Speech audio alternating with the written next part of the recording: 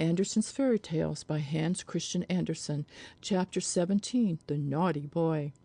A long time ago there lived an old poet, a thoroughly kind old poet.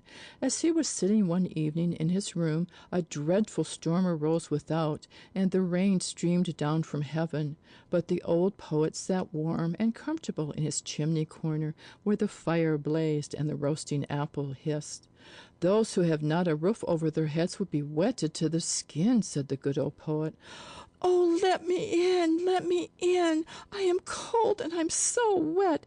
exclaimed suddenly a child that stood crying at the door and knocking for admittance, while the rain poured down and the wind made all the windows rattle.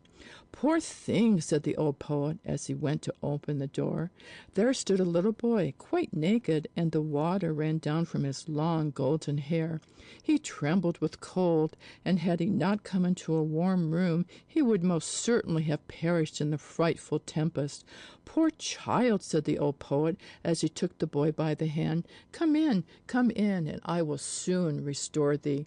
Thou shalt have wine and roasted apples, for thou art verily a charming child." And the boy was so really. His eyes were like two bright stars, and although the water trickled down his hair, it waved in beautiful curls. He looked exactly like a little angel, but he was so pale, and his whole body trembled with cold. He had a nice little bow in his hand, but it was quite spoiled by the rain, and the tints of his many-colored arrows ran one into the other. The old poet seated himself beside his hearth, and took the little fellow on his lap. He squeezed the water out of his dripping hair, warmed his hands between his own, and boiled for him some sweet wine. Then the boy recovered. His cheeks again grew rosy. He jumped down from the lap where he was sitting and danced round the kind old poet. "You are a merry fellow," said the old man. "What's your name?" "My name is Cupid," answered the boy. "Don't you know me? There lies my bow. It shoots well, I can assure you. Look, the weather is now clearing up, and the moon is shining clear again through the window." "Why, your bow is quite spoiled," said the old poet.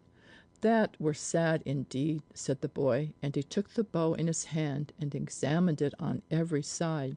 "Oh, it is dry again, and is not hurt at all. The string is quite tight. I will try it directly." And he bent his bow, took aim, and shot an arrow at the old poet right into his heart. "You see now that my bow is not spoiled," said he, laughing, and away he ran. The naughty boy, to shoot the old poet in that way! He who had taken him into his warm room, who had treated him so kindly, and who had given him warm wine and the very best apples!